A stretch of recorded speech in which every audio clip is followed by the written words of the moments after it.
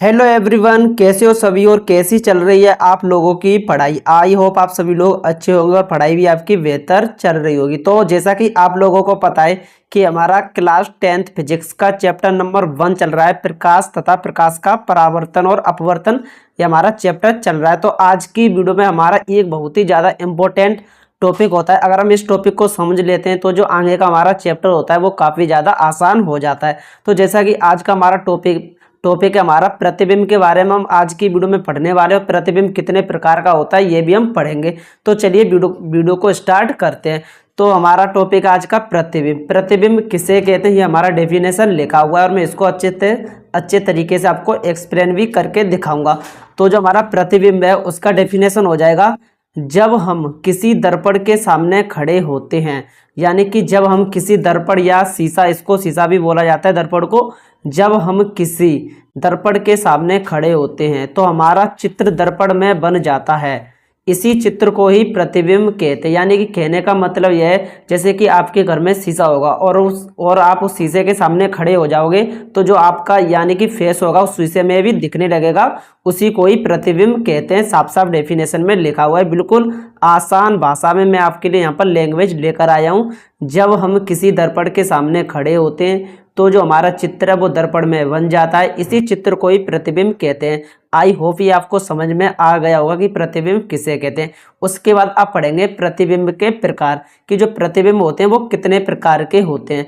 तो यहाँ पर है प्रतिबिंब के प्रकार। जो प्रतिबिंब होते हैं वो दो प्रकार के होते हैं। पहला हमारा हो जाएगा वास्तविक प्रतिबिंब और दूसरा हो जाएगा हमारा आभासी प्रतिबिंब। तो सबसे पहले हम पढ़ेंगे वास्तविक प्रतिबिंब के बारे में पढ़ेंगे। तो वास्तविक प्रतिबिंब का डेफिनेशन हो जाएगा, किसी वस्तु से चलने वाली प्रकाश की किरण परावर्तन के पश्चात यदि वास्तव में किसी बिंदु पर मिले तो उसे वास्तविक प्रतिबिंब कहते हैं। जो वास्तविक प्रतिबिंब बनता है आपको याद रखना है, क्योंकि जब आप न्यूमेरिकल लगाओगे या आप गोले दर्पण द्वारा प्रतिबिंब के नियम पढ़ोगे तो यहाँ पर अवतल दर्पण में ओनली वास्तविक प्रतिबिंब बनेगा। तो हमारा डेफिनेशन है, किसी वस्तु से चलने वाली प्रकाश की किरण परावर्तन के पश्चात यदि वास्तव में किसी बिंदु पर मिलती हैं तो उसे वास्तविक प्रतिबिंब कहते हैं। जैसे कि यानी कि आपको यहाँ पर वास्तव में मिलेंगे, आपको आभास नहीं होगा। अगर आपको आभास होता है कि ये आभास मतलब कि मिलती हुई प्रतीत हो रही है तो हमारा आभासी प्रतिबिंब हो रहा है, लेकिन किसी बिंदु पर ये वास्तव में मिलेंगी जाकर तो उसे वास्तविक प्रतिबिंब कहते हैं। इस तरीके से हमारा वास्तविक प्रतिबिंब का डेफिनेशन हो जाएगा। उसके बाद हमारा वास्तविक प्रतिबिंब के कुछ गुण होते हैं, इनको आपको याद रखना बहुत ही जरूरी होता है, क्योंकि जब आप न्यूमेरिकल लगाओगे या आप गोली दर्पण के प्रतिबिंब सीखोगे तब आपको यहाँ पर काम आएगा कि वास्तविक प्रतिबिंब और आभासी प्रतिबिंब क्या होता है। तो जैसा कि वास्तविक प्रतिबिंब के गुण में हमारा पहले नंबर का हमारा गुण हो जाएगा, यह सदैव उल्टा होता है। आपको याद रखना है कि जो वास्तविक प्रतिबिंब बनेगा वो सदैव उल्टा बनेगा। और दूसरा हमारा पॉइंट हो जाएगा, वास्तविक प्रतिबिंब का फोटो ले सकते हैं। जैसे कि आपके आमने सामने कोई भी खड़ा है और आप उसका फोटो क्लिक कर सकते हो, इसी तरीके से वास्तविक प्रतिबिंब का फोटो ले सकते हो। उसके बाद तीसरा पॉइंट हो जाएगा, वास्तविक प्रतिबिंब को पर्दे पर लिया जा सकता है। वास्तविक प्रतिबिंब होता है उसे हम पर्दे पर भी ले सकते हैं। इस तरीके से वास्तविक प्रतिबिंब और वास्तविक प्रतिबिंब के गुण हो जाएंगे। उसके बाद जो अब हमारा दूसरा है हमारा आभासी प्रतिबिंब।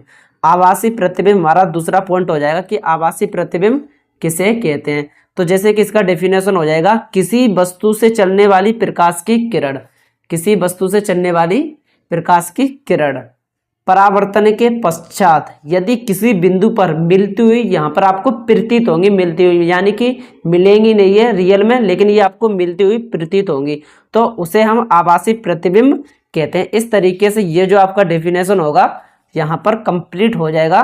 किसी वस्तु से चलने वाली प्रकाश की किरण परावर्तन के पश्चात यदि किसी बिंदु पर आपको मिलती हुई आपको प्रतीत होंगी तो उसे आभासी प्रतिबिंब कहते हैं। उसके बाद हमारा यहाँ पर एक और पॉइंट होता है कि आभासी प्रतिबिंब के गुण भी काफ़ी ज़्यादा इंपॉर्टेंट हो जाते हैं। तो इसके भी आपको यहाँ पर टोटल 3 पॉइंट पढ़ने हैं आभासी प्रतिबिंब के गुण के बारे में। तो जो हमारा पहला पॉइंट हो जाएगा, ये तो आपका काफ़ी मोस्ट इंपॉर्टेंट पॉइंट हो जाएगा कि आभासी प्रतिबिंब जो है सदैव सीधा बनता है। जो आभासी प्रतिबिंब है वो सदैव सीधा बनेगा, ये हमारा पहला पॉइंट हो जाएगा। उसके बाद दूसरा पॉइंट हो जाएगा, जो आभासी प्रतिबिंब है उसका हम फोटो नहीं ले सकते। जैसे कि आप खड़े हो अभी यहाँ पर और आपसे दूर कोई यहाँ पर 5 किलोमीटर के आसपास कोई व्यक्ति खड़ा है आपकी जान पहचान का, तो आप उसका फोटो नहीं ले सकते। इसी तरीके से आभासी प्रतिबिंब का फोटो नहीं खींचा जा सकता है। उसके बाद तीसरा पॉइंट हो जाएगा आभासी प्रतिबिंब को हम पर्दे पर नहीं ले सकते हैं। तो ये हमारे आभासी प्रतिबिंब के 3 गुण हो जाएंगे। इस तरीके से हमने अभी जाना कि प्रतिबिंब क्या होता है और प्रतिबिंब के प्रकार और आभासी प्रतिबिंब और वास्तविक प्रतिबिंब के बारे में अच्छे से हमने डिटेल से पढ़ लिया है। तो आज की वीडियो में यही तक। अगली वीडियो में हम आपको दर्पण द्वारा प्रतिबिंब बनाने के नियम बताएंगे, तो चैनल को सब्सक्राइब कर लेना। इस चैनल पर आपको कंप्लीट तैयारी करवाने वाले हैं। तो मिलते हैं किसी नेक्स्ट वीडियो के साथ। वीडियो पसंद आया हो तो दोस्तों लोगों के साथ भी शेयर कर देना।